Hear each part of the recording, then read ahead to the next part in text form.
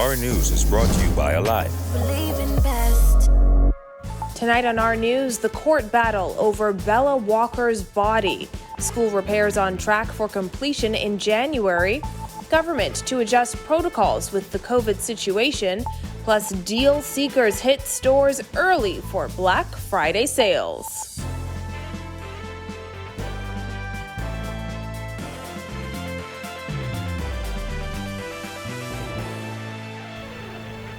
Welcome to Our News and thanks for joining us. I'm Christina Dragovich. Topping news tonight, the relatives of 4-year-old Bella Walker, who was killed earlier this month, are headed to court to determine who gets to make funeral arrangements. It's just the latest turn in an unfortunate story surrounding the murder of the little girl. Kyle Joaquin speaks with the maternal grandmother who says it's a nightmare from hell. A nightmare from hell. I won't wish this on nobody. The past few weeks for the family of 4-year-old Bella Walker have been worse than anyone could imagine, according to her grandmother, Mona Lisa Walker.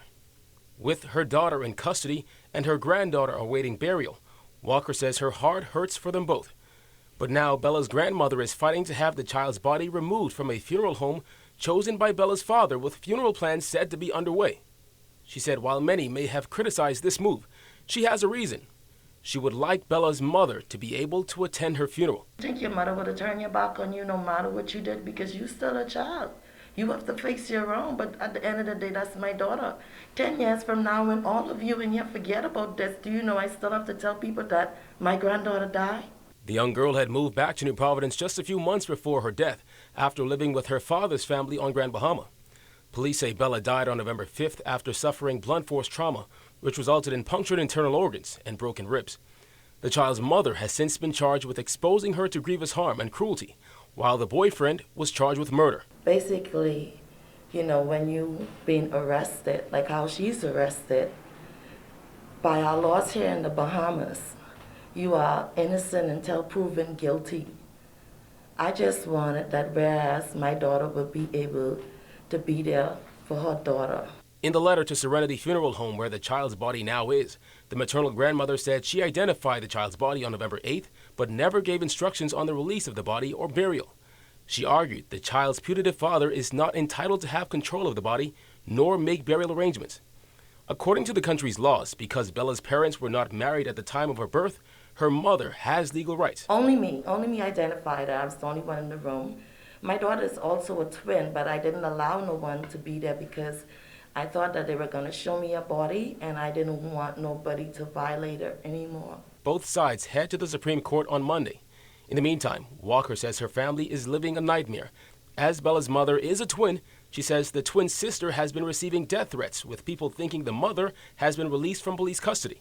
But she said the attacks her family has received online since have been heartbreaking, as her family has been there for little Bella and her brother, whom Walker says she takes care of. I know people thinking like she just came here 2 months ago, but it wasn't like that. I was a part of her life. She has a little brother, 11 years old, but nobody never talk about. Austonia, my daughter in jail, her first child, Bella's brother. You helped take care of him? I raised him from baby. He's home now. The matter regarding who gets responsibility for burying Bella Walker heads to court on Monday. For Our News, I'm Kyle Joaquin. In other news, Minister of Works Alfred Sayers expressing optimism that school repairs will be completed before hybrid lessons begin in January. He says repairs are on track. We had a meeting most recently about 2 weeks ago, and a number of schools in New Providence are being major structural work is being done. But the structural work at those schools that require extensive structural work is being done in a way that will facilitate the resumption of school early next year. Sears adds he's been meeting with contractors regularly. I'm fairly confident that, subject to any unforeseen circumstance like a hurricane, we should meet the deadline. The deadline would be in January in Grand Bahama. The school will not be completed until around May. A new school in Holmes Rock, Grand Bahama is also nearing completion, according to Sears, who adds the new school will serve as a hurricane shelter and make it easier for students in West End to get to school. We have a major project in Holmes Rock where we're building a new high school. And that high school is substantially completed. Some of the landscaping and the finishing work is being done, but that will be a major addition to service students from West End coming up to 8 Mile Rock. Deputy Prime Minister Chester Cooper says government will adjust COVID protocols and restrictions as the need arises, but stresses there's no need for businesses to suffer in the meantime. He made the comments while touring Junkanoo Beach today. Kyle Joaquin has the story. If we find that we made some error in judgment in terms of the relaxations, we'll adjust them. But right now we believe that the new rules are working. With the tourism industry projected to bounce back with a vengeance, Deputy Prime Minister Chester Cooper acknowledging on Friday that officials are concerned about the possibility of a fourth wave of COVID-19 infections. However, the tourism minister says the further reopening of the economy was essential for the country's rebound, adding that if errors were made regarding the relaxation of certain restrictions, they will make the necessary adjustments. There have been some concerns that the government removed too many restrictions following the end of the state of emergency. But Cooper, who spoke to reporters during a tour of Junkanoo Beach, says the Davis administration hasn't been loose and free with its policy and will continue to follow the signs. It hasn't gone away. It's not going away anytime soon, and we can stay cooped up in our houses. We can close our borders, we can close our industries, and we can stay at home and die from hunger. That's a very extreme example, but I say it only to say that we have to move on. While new COVID-19 infections and hospitalizations have decreased in recent weeks, Cooper says it's important for Bahamians and visitors to continue to follow the health guidelines. We promised the Bahamian people that we're going to get out of the state of emergency. We're going to go back to a sense of normalcy, and this is what we're seeking to do. So far, so good. The numbers are down. What we're doing is working. Cooper's comments came as he toured Junkanoo Beach and spoke with vendors. The DPM said in speaking with those vendors, he's pleased with the state of the area, but realized they have some concerns. There are some concerns with respect to lighting, general security. We'll be having some discussion with the police to even increase their patrols in the area, especially at night. We looked at the facilities. They're clean and commendable. Clearly there's some improvements that can happen, for example, in relation to the restrooms. Those vendors say after a rough 18 months, tourists are returning to the area. Oh yes, very rough. Very rough. I mean, and you know, some of the people didn't even came off the boat, but now we see them coming off, and it's done quite well, I must say. Certainly we've seen a steady growth. We're not back to our usual levels, but I'm very optimistic about the future, and I do see a positive trend, and I think if we continue to work together as a unit and put our best foot forward, we'll achieve the success that's necessary. For Our News, I'm Kyle Joaquin. Although new COVID-19 infections have decreased, Consultant Physician Staff Association President Dr. Sabrika Pinder Butler cautions business owners not to rush employees back into the office. We have already seen, we've been dealing with COVID now for almost 2 years. And so we've already seen where we know that things can change very quickly and how quickly an entire office and communities can be impacted by COVID. So I would still, caution workplaces to do things in a stepwise fashion. And, you can continue to bring persons on once you see that things are working appropriately. And also, again, to, encourage your staff members to get vaccinated. Dr. Pinder Butler says it's important to ensure COVID-19 safety protocols are still being adhered to, which means some employees may have to continue working remotely. The mainstay is still to ensure that those COVID-19 protocols are followed when there is return to work orders. Certainly, if places are still able to accommodate persons working from home or remotely, that is still something that is being encouraged. especially if your office space is not appropriate to allow for proper social distancing and the like.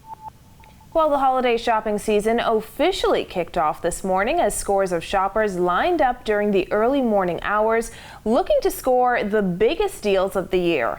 But how did the second Black Friday since the start of the COVID-19 pandemic go? Our Jasmine Brown tells us in this report. It's Black Friday and the crowds definitely did not disappoint this morning as they showed up and showed out, purchasing what they really want this holiday season.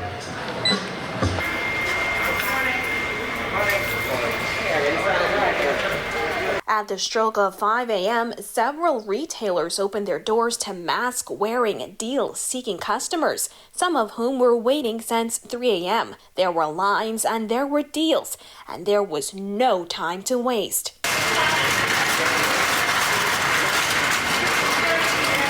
There was even entertainment.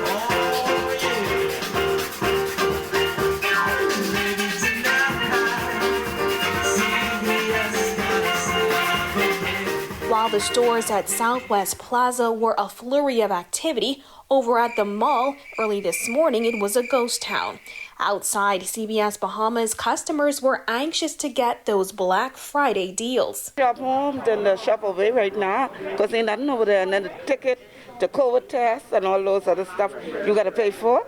It's cheaper just to stay in Nassau, spend your money home. It's exciting knowing you can go now because the protocols last year was kind of strict. One of the reasons why I took advantage of this as well is because I could have brought it in online, shopped online and brought it in, but I'm paying the shipping fees and all this duty, and even though you're supposed to get back to the government, but you're paying all this extra stuff when you could just come here and patronize a local company. Housewares were not the only hot commodity, as there were also long lines outside other stores like Alive. I came out of y'all at about 5, hoping to think that everybody would have still been in bed, but obviously it wasn't so. I came at 4 this morning. It's spontaneous. I just want to surprise my dad and my girl with a phone. If you're wondering if he just spoiled the surprise, Brennan assured us the gifts would be given long before this story was aired. Meantime, management at both CBS Bahamas and Alive say preparations for Black Friday meant stocking up, coming in early, and putting all hands on deck. Last year was a little slow because of the pandemic, so we did a hybrid of in-store and online. But historically before that, Black Friday has always been by far our biggest shopping day of the year. We normally see a few thousand people every Black Friday. I told everyone last week, no one off today off. Everyone is going to be here from 4:30, but we actually came here at 3:30 just to make sure all the computers are working, the inventory was stocked. We have a little meeting, a prayer just to start us off on the day. We had a little breakfast. We did everything just to prepare for these customers. While the stores were happy to welcome customers and shoppers were grateful for the deals, everyone we spoke to said what they appreciated most was having more freedom to shop this year, as they insist a little is better than none. Reporting for our News, I'm Jasmine Brown. Thanks, Jasmine. Partly sunny skies today. Greg Thompson is in the Weather Center with the latest. Thanks, Christina. Welcome everybody for your first look at weather on this beautiful Friday evening. Warmer temperatures today. Temperatures managed to get up to near the 80-degree mark. They're settling in now into the low 70s, 73 outside our studios with some patchy clouds. We'll call it mostly clear. North winds very light at 5 miles per hour and your field slight temperature at 72 degrees. Satellite view, frontal boundary across central Florida racing towards us. Should get in here late tonight or early tomorrow, but we do have some patchy clouds out ahead of that, generating a few spotty showers across the islands. Most of that will be moving out later on tonight through tomorrow. If that's your first look at weather, your extended forecast is still to come. Still to come on our News, the fight to stop gender-based violence. And the Ministry of Tourism targets 1 million visitors. That's coming up when our News returns. Welcome to our News and thanks for joining us. Topping news tonight. COVID-19 remains a serious threat. Coronavirus COVID-19 has disrupted our economy, tourism industry, educational system, and put our healthcare facilities and professionals on high alert. Are you prepared? Do you have all the facts? Stay tuned to this network for the very latest news and information on this global pandemic.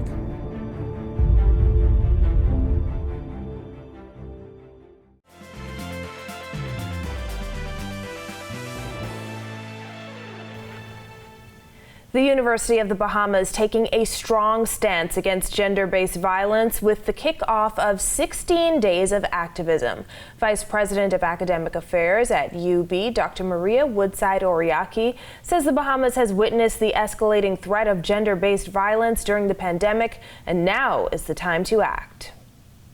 While all acts of violence are unacceptable, brutal attacks against the most vulnerable, women and children, which have increased at a staggering rate, are especially heinous and must be called out. During a ribbon-tying ceremony on Thursday marking the International Day for the Elimination of Violence Against Women, Dr. Orikari and representatives from the university community called on Bahamians to stop ignoring the issue of violence against the vulnerable and speak up. If we as a community stand together and stand up and everyone know that we are all watching, then gender-based violence will become a thing of the past. We know that gender socialization plays a role in gender-based violence. According to Curry 2015, like elsewhere in the Caribbean, violence against women in the Bahamas is seemingly rooted in culture, gender socialization, and stereotypes, as well as socioeconomic realities. 16 Days of Activism Against Gender-Based Violence is an initiative spearheaded by the Center for Women's Global Leadership, giving people the tools they need to speak out against gender-based violence. While it is more likely that 1 in every 3 women have, are, and will suffer violence for merely existing as a female, we do not seek to diminish the tragic fact that men are not excluded from the victim pool of gender-based violence. No one should be subjected to violation of their basic human rights. Everyone should feel safe in their homes and around their family and friends. And the Student Government Association vows to be an organization that will continuously advocate for women, specifically for the thousands of females that walk our campus. In other news, following a dismal year for global tourism in 2020 and a slow start this year, Ministry of Tourism Director General Joy Jibrillou says officials are still hoping to meet their goal of 1 million stopover visitors by the end of the year. Despite the COVID-19 pandemic, she says the numbers are looking positive. That dream is a possibility, and so that would be great. That would be a great testament for all the hard work that's being done in the destination. But it's more than that at this stage. We're realizing that during our recovery, it's not necessarily about the quantity of numbers, it's the quality of numbers. So what we have seen that's been tremendous is that our hotel occupancy rates, while they're good, what we call the ADR, average daily rate, for these hotel properties, they've not dropped, they've increased. Visitor spend has increased. So what we're hoping to see is a real uptick in economic input into the destination. Jibrillou says the country's ability to remain a viable destination has made it a hot commodity in the industry, with airlines and cruise lines rapidly adding the Bahamas to their itineraries. The Ministry of Tourism is actively seeking airlift. We're looking at those destinations that we know would benefit from airlift. Grand Bahama's always top of that list. We're looking for key gateways as well, where we know we would like to see airlift come from. So the west coast of the United States is a key one. We know that that's within our top 5 source markets from the United States, so we're always actively going after the west coast for airlift. That's one. But airlines are also looking. They have a lot of planes that they're seeking to deploy. They're looking at those destinations that are doing well. When our news comes back from the break, the singing bishop gets help from a local sorority, and Eva Hilton Primary gets its own greenhouse. We have the details when our news returns. Welcome to our news and thanks for joining us. Topping news tonight. COVID-19 remains a serious threat. Coronavirus COVID-19 has disrupted our economy, tourism industry, educational system, and put our healthcare facilities and professionals on high alert. Are you prepared? Do you have all the facts? Stay tuned to this network for the very latest news and information on this global pandemic.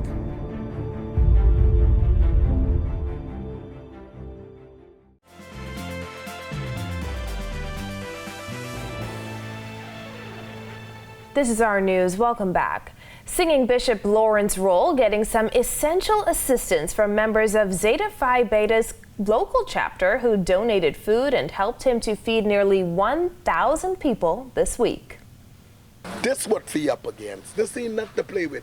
I tell somebody on this one, if you bring rock, because the grill belly dropping out. You go by fish fry, anybody grill belly dropping out, that's how much cooking. We looking at, in a month time, you looking at coming through the grill at least about feeding over 10,000 or more people.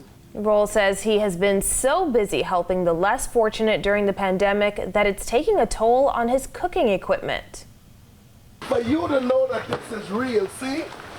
See here, what you see here? What you see? That's the grill belly dropping out. See?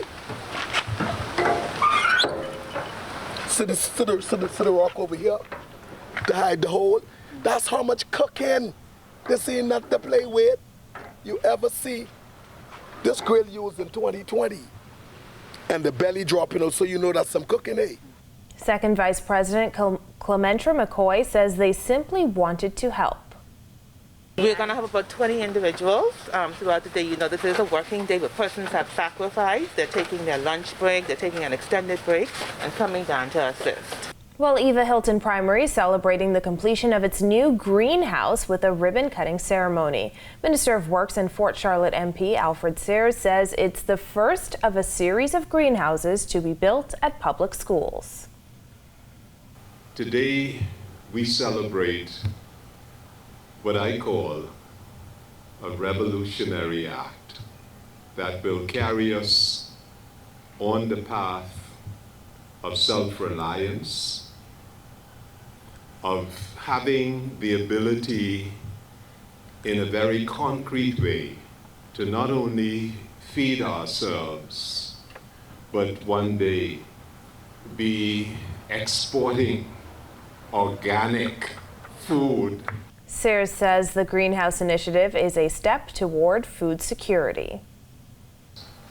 The liberation of this country is that we must feed ourselves and we must own the productive sectors of our economy.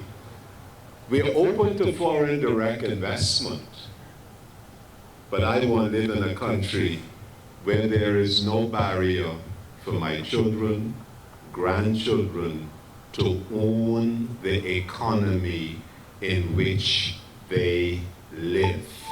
Still ahead, we say farewell to weekend news anchor Giorgio Bain. Stay tuned. Welcome to our news and thanks for joining us. Topping news tonight. COVID-19 remains a serious threat. Coronavirus COVID-19 has disrupted our economy, tourism industry, educational system, and put our healthcare facilities and professionals on high alert. Are you prepared? Do you have all the facts? Stay tuned to this network for the very latest news and information on this global pandemic.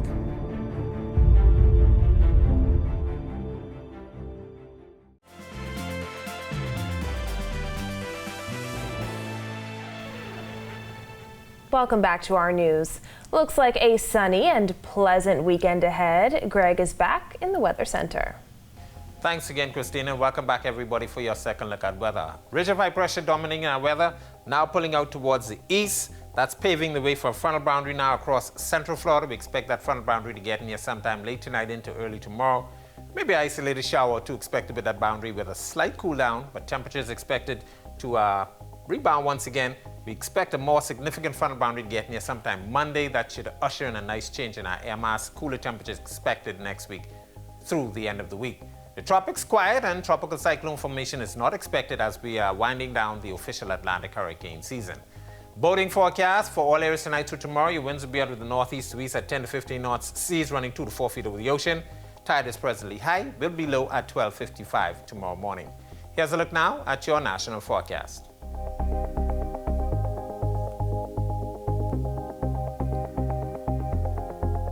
A look now at your extended forecast through Friday.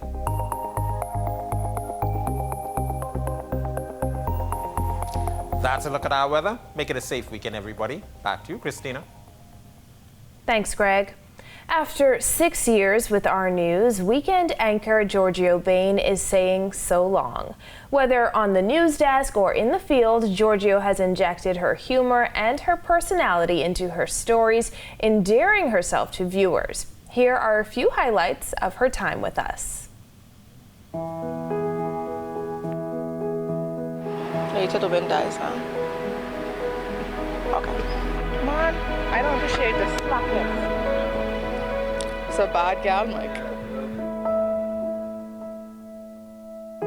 This single-room structure with holes in its floors, walls, and roof is the home to a family of 7 here in Gambia Village. Welcome to our News Weekend, and thanks for joining us. I'm Giorgio Bain. It's Saturday, August 21st. Let's take a look at what's topping news tonight.